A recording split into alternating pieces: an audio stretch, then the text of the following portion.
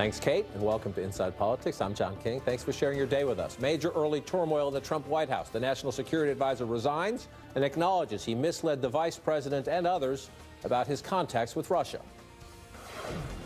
You're presuming what General Flynn did or did not know. But the key here, and I want to repeat it, the key here is the misleading of the vice president and others, the incomplete information or the inability to completely recall what did or did not happen as reflected in his debriefing of particular phone calls. The new Treasury Secretary is on the job, the new Veteran Affairs Secretary too, but the president's choice for Labor Secretary is short votes at the moment. At least 4 Republicans aren't ready to commit, and Democrats are turning up the heat. And Republicans have a giant Obamacare problem. Angry crowds at town halls have some lawmakers saying, let's take a cautious approach. But conservatives are demanding an immediate repeal vote, even though the party has no consensus on a replacement. We will have a stable transition where no one has the rug pulled out from under them while we work toward a better, more stable system. So this step-by-step approach will rescue people from Obamacare's collapse and give every American access to affordable, quality health care. This is how we deliver on our promise to the American people. We'll watch as that plays out. With us to share their reporting and their insights this day, Amy Walter of the Cook Political Report, Jonathan Martin of the New York Times, Matt Visor of the Boston Globe, and Karen Tumulty of the Washington Post. Michael Flynn is out as National Security Advisor, but there's still plenty of turmoil in the Trump White House. General Flynn announced his resignation late last night, acknowledging, quote, I inadvertently briefed the vice president-elect and others with incomplete information regarding my phone calls with the Russian ambassador. This isn't over. The FBI is investigating those calls as part of a larger investigation into alleged contacts between Trump associates and the Kremlin. There are several congressional investigations underway, too. And the president now needs to pick a new national security advisor while dealing with horrible early poll numbers and other West Wing infighting. And it is, ladies and gentlemen, as we start the conversation, day 26. It's interesting. All white, this is, some personnel issues, some hiccups happen to every White House early on. Yes. So you could say, let's not over-exaggerate this. At the same time, this is the National Security Advisor. And the president tweeting today, let's start with this. The president tweeting, the real story here is why are there so many illegal leaks coming out of Washington? Will these leaks be happening as I deal on North Korea, et cetera? With apologies to the president, that is a story. Leaks are always a story in Washington, but that's not the real story. His national security advisor had to resign 25 days into the administration. On an issue that is not going away, which is the issue of Russia. And now the bigger problem for the president is that Republicans, especially Senate Republicans, saying we are going to do more investigating. This is now sort of put a fire in their belly to move forward on an issue that we know is still simmering from before he even took office, right? What happened in the campaign, the Russia involvement there, and now we put Michael Flynn, what he knew, when he knew it, and of course what the president knew and when he knew it. Right, and at the top of the show, you heard the presidential counselor, Kellyanne Conway, say the issue here is that Mike Flynn misrepresented himself, or in Mike Pence's view, lied to the vice president of the United States. That's certainly one issue politically, but, well then, so it was okay? That's the question. Was it okay that he called the Russian ambassador on the day the Obama administration was imposing sanctions? Was it okay? And let me, before I bring you to Trump know, too, right? What did Trump know about it? Well, that's just it. Listen to Lindsey Graham here. He was on with Kate last hour, and the question is, it's an old question,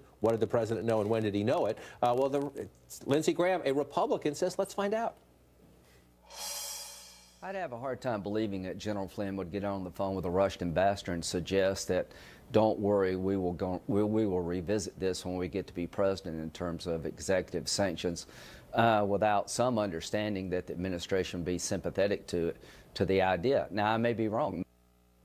On this issue, and then more broadly, what does it mean when you have senior Republicans essentially saying, let's investigate our president? Well, I think that the real lesson from these leaks should be, for the president, for his entire team, that if you put out the truth in the first place, you are not going to be undermined by subsequent leaks that come out about what they would call alternative facts. The irony here, one of the narratives of this Trump administration has been their looseness with the facts, from the crowd sizes or New Hampshire voting. And this was like a lie too far almost for the administration. They were the ones being lied to and being misled, apparently. But are they mad that are they mad that General Flynn misled or lied, pick your term. Again, I know from sources in the White House, the vice president feels he was lied to and then sent onto national television to repeat that lie. He feels his credibility was undermined here. But whether you want to say misrepresented, whether you say misled, is that the crime, or is it the crime that it leaked out that it happened?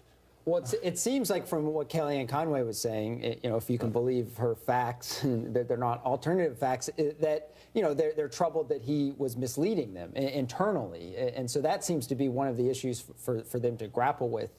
That was what pushed him out. And yet they were told. Coverage, though. Yeah, but the reason I asked this question Trump is responds to the coverage in the media. Right. The reason I asked the question is that weeks ago, the acting Attorney General Sally Yates, who has since been fired because she refused to enforce the travel ban, weeks ago we now know from reporting, told the White House the intercepts show that he did talk about sanctions. And so if he is telling you he did not, the intercepts show that he did. If he keeps saying he did not, then he is subject to blackmail from the Russians, because they can come in and say, General Flynn, we now hold your job in our hands because we have this. And what I'm saying is, I think the fact that that story was reported and published is why Flynn got pushed out, not because of the actual substance of it. Trump's entirely responsive to media coverage. That's how he's always operated, before politics and during the campaign, certainly now. And the critical mass of coverage hit a point yesterday where three major papers, the Washington Post, New York Times, and the Journal, all had front page lead stories about turmoil at the NSC. Trump responds to that, and so I think that was the end of it. But it's not the end of the story, because there is no issue, John, besides Russia, that so cleaves the Republican Party from Donald Trump. On trade, yeah, Trump's a bit of an outlier from the party elites, and certainly immigration, he's maybe more of a hardliner. But Russia, more than anything else, he has very little backing on Capitol Hill for his stance towards Putin and Moscow. There are a handful of House members, but really the entire Senate Republican caucus is lined up from McConnell all the way down against Trump's stance on Putin and Russia.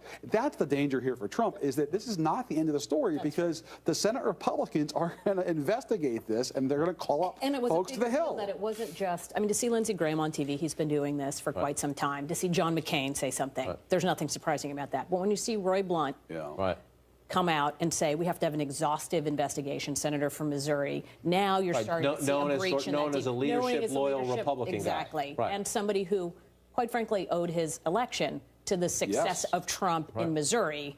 Saved his bacon, if you will. Definitely did. So when those kinds of folks are coming out, now look, he also has the benefit of he just won re-election. He has 6 years before this starts coming home. But the Senate definitely has the leeway that the House doesn't. They're still going to be very quiet, because they're looking at a guy with a 90% approval rating among Republicans, and they're all up for re-election. You make an interesting point about the dichotomy between the Senate and the House, 6-year terms, plus those guys, most of them in their districts, because of the way they're drawn. Trump did very well. So listen here. Here's the leader of House Republicans, Paul Ryan. Listen closely. The end of this is interesting.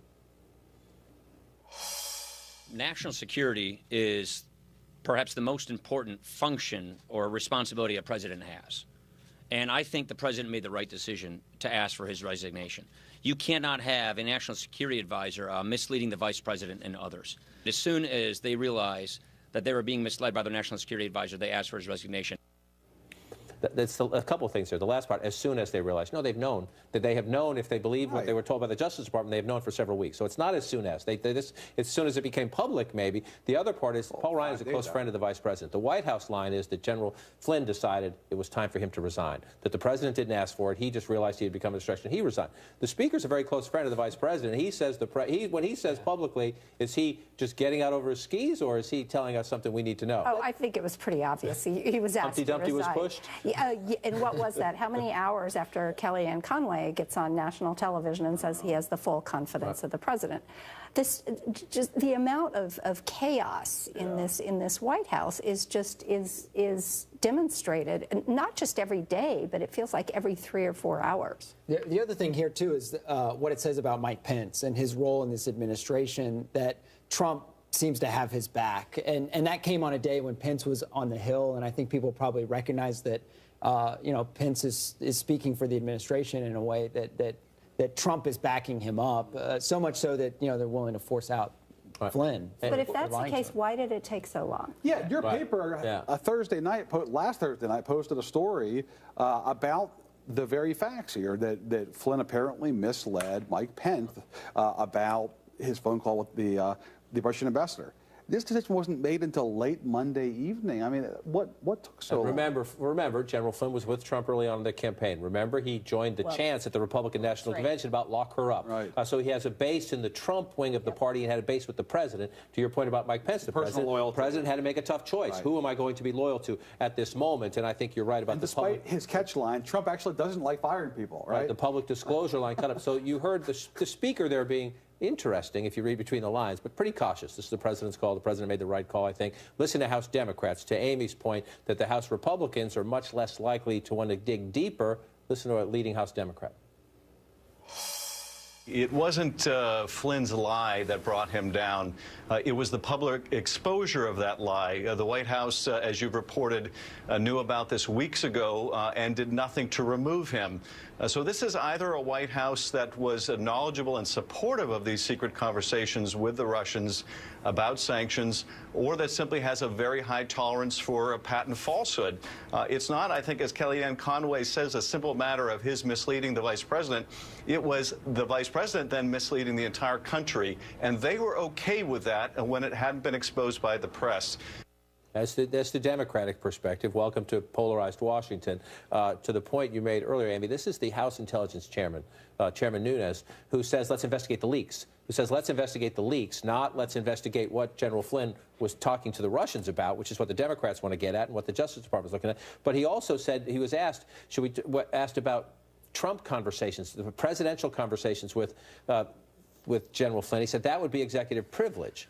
I don't want to get into what the president. No, these happened during the transition, and the chairman knows this. The president-elect Trump has no executive privilege. If he's talking to his national security advisor designate about conversations with the Russian ambassador, at that point, now the president of the United States was a private citizen. Well, then the other question comes in: where is the other leadership at the White House? Where's the White House chief of staff? Where's Steve Bannon in all of this? The people that should be sort of corralling the White House in at this point also seem to be undercut. Reince Priebus getting thrown under the bus left and right these days by friends of Donald Trump. Breitbart News today with a big front page splash about how he should be thrown out. So now you're a White House. Imagine you're dealing with this. You have no idea what your lines of authority are. Nobody knows in the White House who they're supposed to listen to, take their marching orders from.